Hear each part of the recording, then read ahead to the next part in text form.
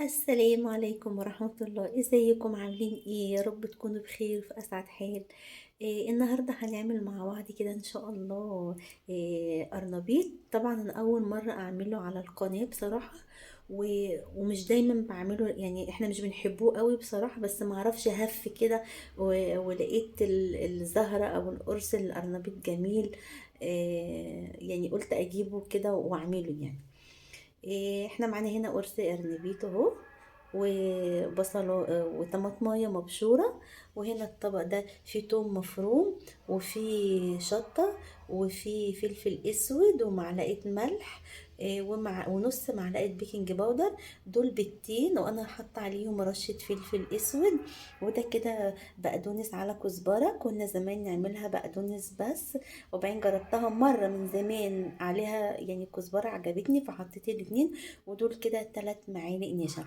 طبعا هناخد النشا، قصدي 3 معالق دقيق. احنا هنعمل تغطية للنشا برضو، بس ده في الاخر، يعني في الاخر كده هيكون معانا طبق دقيق ونشا، عشان ده يقرمشه في الاخر، وهوريهولكوا ده بس في الاخر خالص ده. دي بس كده ايه يعني الطريقة بتاعتها كده دلوقتي. طبعا احنا في ميه مغليه على النار، فيها معلقه ملح ورشه كمون. احنا طبعا هنغلي القرص ده، بس هنقطعه الاول، وبعدين يعني مش هنسويه كتير يعني عشان ما يتهريش منك، لانه ده لسه هيتقلي.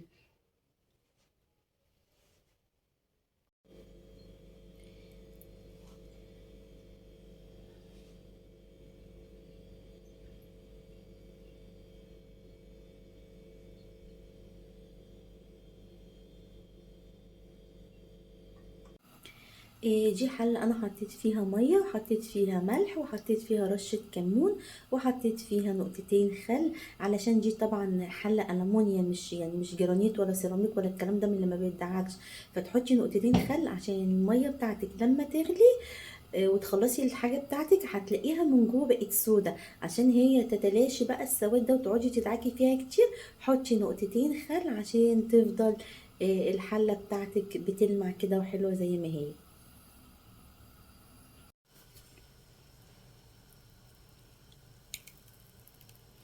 انا حطيت البيض والفلفل الاسود والدقيق مع بعض وضربتهم في الخلاط.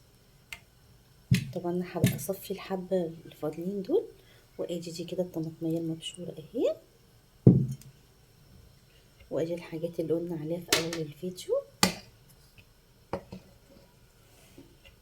اهي كلها كده هنا.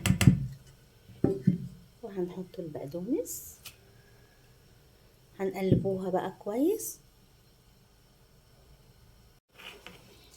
قلبوها بقى كويس قوي كده. طبعا هي لما بتتضرب في الخلاط بصراحة بتبقى احلى، لان الدقيق بيبقى ناعم كده وحلو مفيهوش اي تكتلات، زي ما حضراتكم شايفين كده. هنسلقه بقى القرنبيطة، واوريها لكم بقى بعد كده. طبعا انا لقيت كميه الدقيق طبعا حبه صغيره، ويعني والقرص يعني كبير. فانا زودت بصراحه، وزودت كمان بيضه، لان البيضتين برضو شويه حطيت كمان بيضه. وحطيت 4 معالق دقيق وضربتهم تاني وكملت، عشان قلت بقى ايه مش كل شويه اما نيجي نقلي يعني نعمل خلطه جديده، لا قلت عشان تبقى بالمره الخلطه كلها اهي. وانا هحط عليها كمان شويه توم باودر وبصل باودر، وهنقلبوها بقى وخلاص كده. لما تيجي تسلقي القرنبيطه دي، ما تحطهاش من هنا، يعني ما تبتديش ان انت تسقطيها كده. لا يعني مثلا ايه، الزهره دي اللي فوق دي مثلا كده بتبقى يعني ضعيفه قوي، هي بتستوي في الميه بسرعه. فانت تعملي ايه، تسقطيها كده، يعني تحطيها مثلا كده كده اهو، كده، مش كده، لا، عشان العرق بياخد سوا اكتر من الورده اللي فوق دي او الزهره. احنا طبعا بنقول عندنا هنا قرنبيط، في ناس تقول لك ايه زهره، هي فعلا شبه الزهره شبه الورده يعني. ايه انا هنا بس خلاص سلقته كده وسيبته بقى يبرد شويه، وهنبتدي بقى نقله مع بعض. احنا بصراحة مش بنحبوه يعني، يعني مكور كده زي الكورة. لا، احنا بنمسك الواحدة نشقها اتنين زي ما حضراتكم شايفين كده، علشان تبقى مبططة كده اهو، تبقى شبه حتة كده ايه يعني، البفتيك او حاجة، تبقى مبططة كده، ما بنحبهاش كده كورة.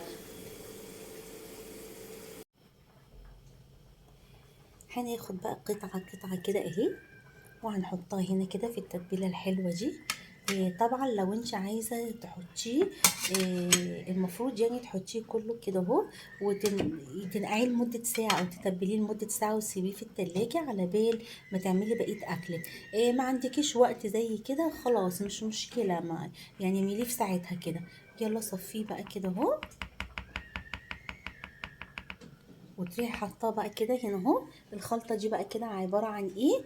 ده دقيق ومعلقتين نشا. النشا عشان يخليه يقرمش.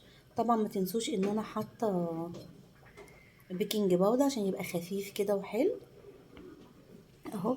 لما يتقلي يبقى عامل زي ايه، زي شريحه يعني خفيف كده، بيبقى شريحه كده زي البفتيك كده، ما يبقاش تبقاش كوره كده مكوره.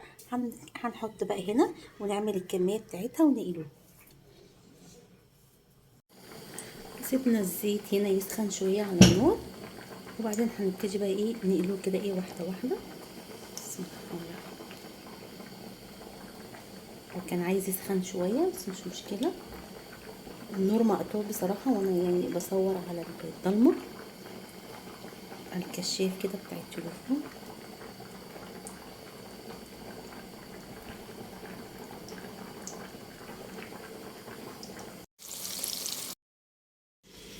ده الطبق اللي انا طلعته. لسه بقى طبعا الباقي. انا بس بصور عشان بصوره لكم كده عشان اخلصه. بصوا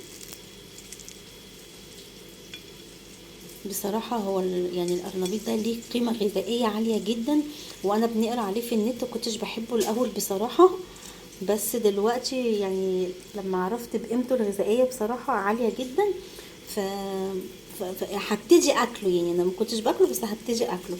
بصوا النور مقطوع، انا يعني بصور بالتليفون كده على الفلاشة، وبصور بايد واحدة. بصوا جميل قوي.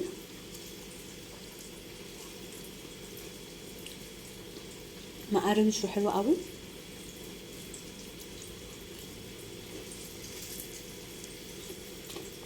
الله، طعمه جميل بصراحة. ما تنسوش بقى لو عجبكم الفيديو يا ريت تشتركوا في القناة وتفعلوا الجرس، وما تنسوش اللايك. مع السلامة.